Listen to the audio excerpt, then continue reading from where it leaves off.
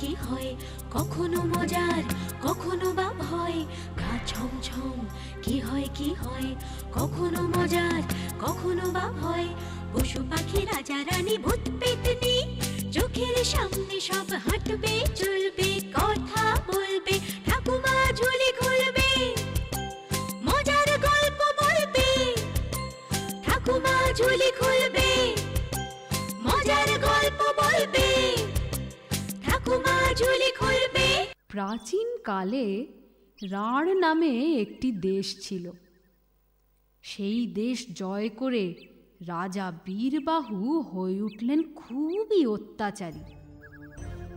কথিত আছে প্রজাদের উপর তার অত্যাচারেই সেখানকার মাটি লাল হয়ে ওঠে।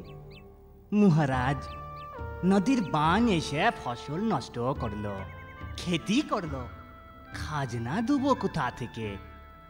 সে আমি জানি না, আমার রাজ্যে থাকলে খাজনা তোদের দিতেই হবে। কিন্তু কি করে দেবো বটে? ঘরে মুটে দানা পানি লাই, ঠিক মতো খাওয়াই জুটে লাই, তো খাজনা দয়া করুন বটে মহারাজ, এইবারের মতো খাজনা মুকুব করে দেন মহারাজ।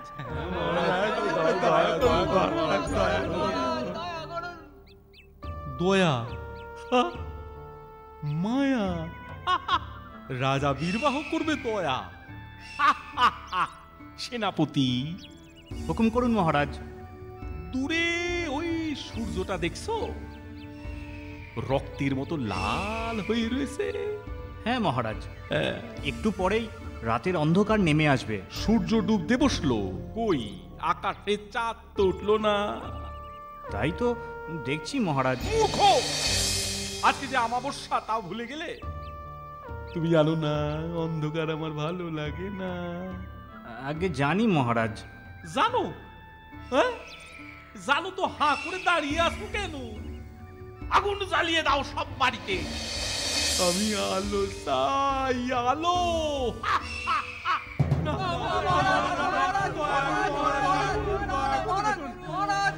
চাইলে পুলে নিয়ে মোরা থাকবো কোথায় মহারাজ? কেন শ্মশানে? সেখানেও আলো জ্বলবে, আলো, সীতার আলো।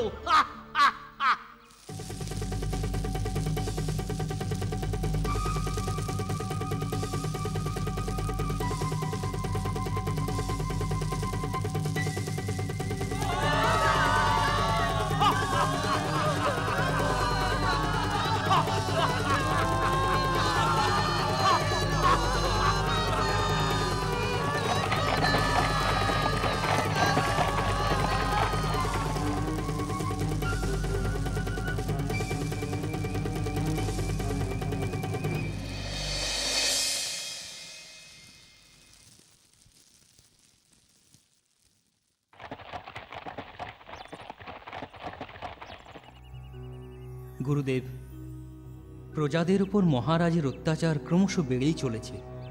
এই পাপ কাজের অংশীদার হতে আমি আর রাজি নই। ভাবছি আমি পদত্যাগ করব। কিন্তু বীরবাহু কি তা মেনে নেবে?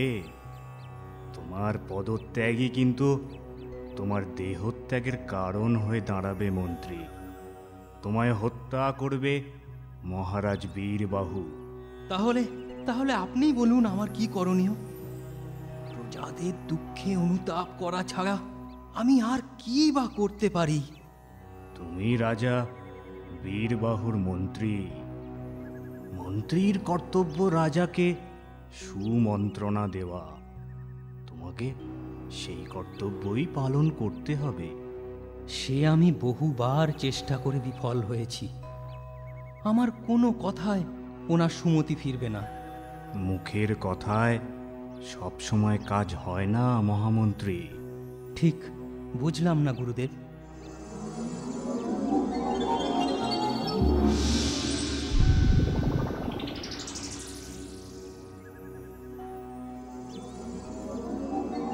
অভিজ্ঞতার মাধ্যমে মানুষ শিক্ষা লাভ করে, প্রকৃত জ্ঞানী হয়ে ওঠে। বাস্তবে জ্ঞান চক্ষু না খুললে মানুষের স্বভাবের পরিবর্তন হয় না মন্ত্রী। প্রজাদের এত দুঃখ দুর্দশার কারণ যে মহারাজ, সেই বীরবাহুর অজ্ঞানতা দূর হবে আর কোন অভিজ্ঞতায়? যেদিন সে বুঝতে পারবে প্রজাদের উপর অত্যাচার করে আসলে সে নিজেরই বিপদ ডেকে আনছে, সেদিনই তার মনের পরিবর্তন ঘটবে। কিন্তু গুরুদেব, এই অপ্রিয় সত্যিটা মহারাজকে জানালেও তিনি কি মানতে চাইবেন? কখনোই না। তবে উপায়? উপায়ের পথ আমি তোমায় বলে দিচ্ছি। যেমন বলছি, তুমি মহারাজ বীরবাহুর কাছে সঠিক সময় বুঝে সেই প্রস্তাবটা রেখো। কি কি প্রস্তাব গুরুদেব? আমার গণনা যদি ভুল না হয়, তবে শিকারে গেলেই রাজার সুমতি ফিরবে।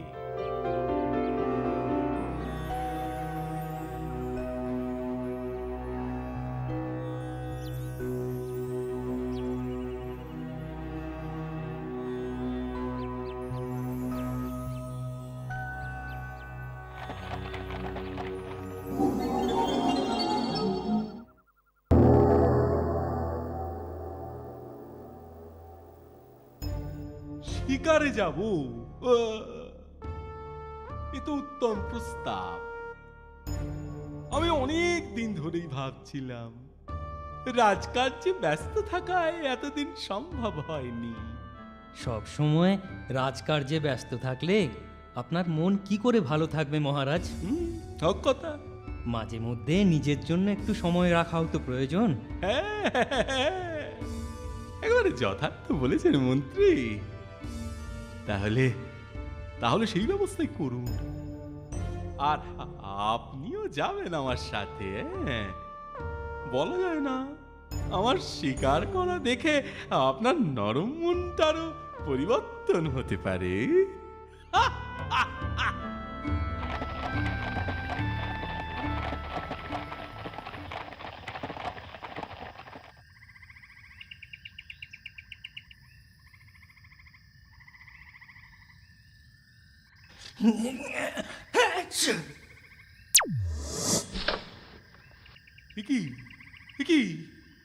এটা কি হলো মন্ত্রী মশাই? ভুল হয়ে গেছে মহারাজ, আসলে আমার খুব ঠান্ডা লেগেছে। ফের যদি এরকম হয়, ঠান্ডার বদলে ডান্ডা লাগবে, নয়তো ওই নাক কেটে নেব এক কোপে। আর হবে না মহারাজ। অপদার্থ। চলো সবাই চলো। তারপর কি হলো মা? তারপর হরিণের ছোট্ট পুচকে বাচ্চাটা তিরিং বিরিং করে লাফিয়ে জঙ্গলে খেলায় মেতে থাকে। ওর মা ওকে কত ডাকে, আয় বাছা, চলে আয়, এক্ষুনি বাঘ আসবে। বাচ্চাটা তো মায়ের কথা শোনে না। তারপর হরিণের মা ও তার সাথীরা, মানে আর সব হরিণ, সে জায়গা ছেড়ে চলে যেতে থাকে। ওরে বাচ্চা, চলে আয় বলছি, আর দেরি করিস না। মা মা, তোমরা এগিয়ে যাও, আমি এক ছুটতে তোমাদের ধরে ফেলবো। কথা শোন বাচ্চা, ছুটতে কাছে আয় না, আর তা না হলে এক্ষুনি ওই পথে বাঘ আসবে। এলেও আমাকে ধরতে পারবে না।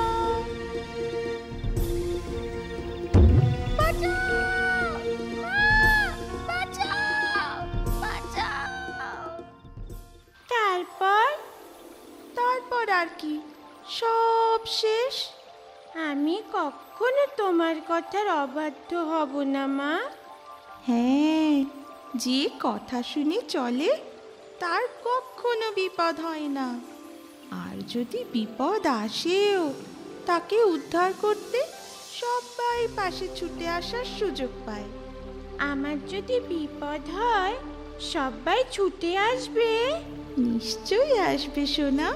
চলো চলো, এবার আকাশে উড়ে আকাশটাকে চিনতে শেখো। চলো মা। কি ব্যাপার? হ্যাঁ, কি ব্যাপারটা কি? একটাও পশুর দেখা নেই। হরিণটা পালিয়ে নিশ্চয়ই আমার আমার আগমনের খবর সবাইকে দিয়ে দিয়েছে। এসব কিছুর জন্য তাই আপনার ওই হাঁচি। কিন্তু মহারাজ, আমার মনে হয় অন্য কারণ। আর আর কি কারণ থাকতে পারে? জঙ্গলের পশুরাজ সিংহের অত্যাচারে আর সব পশু নিশ্চয়ই এই জঙ্গল ছেড়ে পালিয়েছে। এই এই এই, আপনি কি আমায় আবার আকার ইঙ্গিতে কিছু বলতে চাইছেন? না মহারাজ, না, আমি শুধু কার্যকারণ ব্যাখ্যা করার চেষ্টা করছিলাম মাত্র। ওই তো, ওই তো শিকার। বনের পশু না হোক আকাশের পাখি, শিকার করব।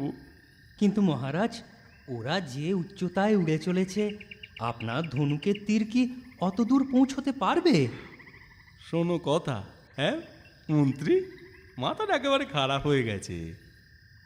ওদের আমার তীরের আওতায় তাড়িয়ে নিয়ে আসবে আমার পোষা, আমার মিষ্টি আদরের বাজ পাখি। যা বাজ পাখি, বজ্রপাতের মতো ঝাঁপিয়ে পড়ো ওদের ওপর। দেখো মন্ত্রী, এইবার দেখো মজা। দেখছি মহারাজ, অধীর আগ্রহ নিয়েই দেখছি। দেখো দেখো মজা দেখো।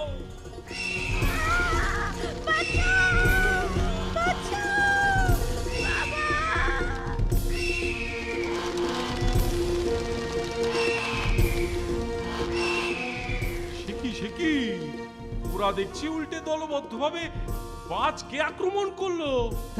তাই তো দেখছি মহারাজ।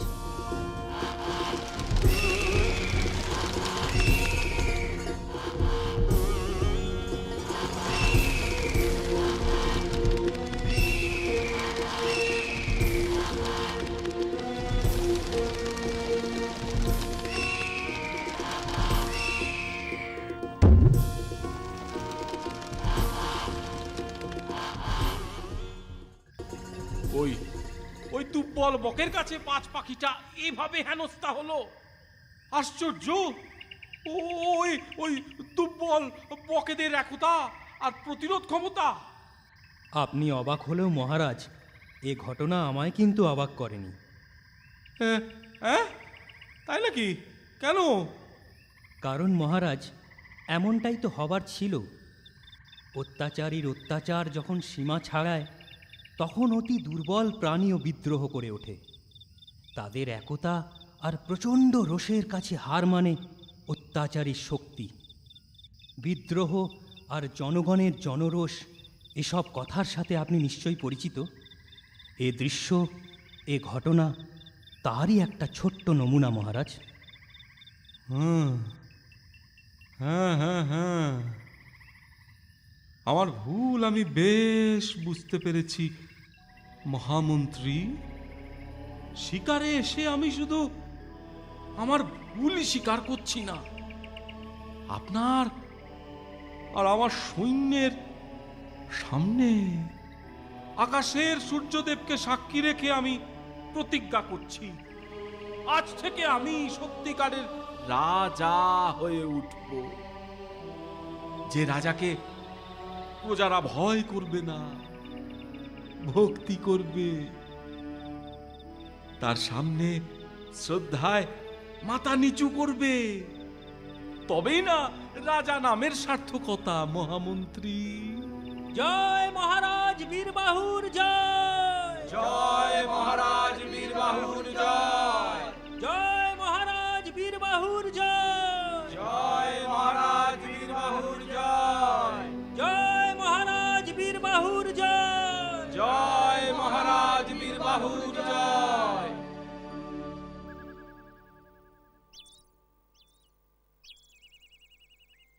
যে দেশের সামান্য কিছু বক পাখি এমন অসামান্য বীরত্ব দেখাতে পারে, সে দেশের মৃত্তিকা নিশ্চয়ই বীরের ভূমি। তাই আজ থেকে এই দেশের নাম বীরভূম বলেই পরিচিত হবে। জয় মহারাজ বীরবাহুর জয়! জয় আমাদের দেশ বীরভূমের জয়! তারপর মহারাজ তার কথা মতো কাজ করেন। সত্যিকারের প্রজাবৎসল হয়ে ওঠেন তিনি। রাঢ়ভূমির নতুন নাম হয় বীরভূম। আমার কথাটি ফুরলো, নোটে গাছটি মুড়লো।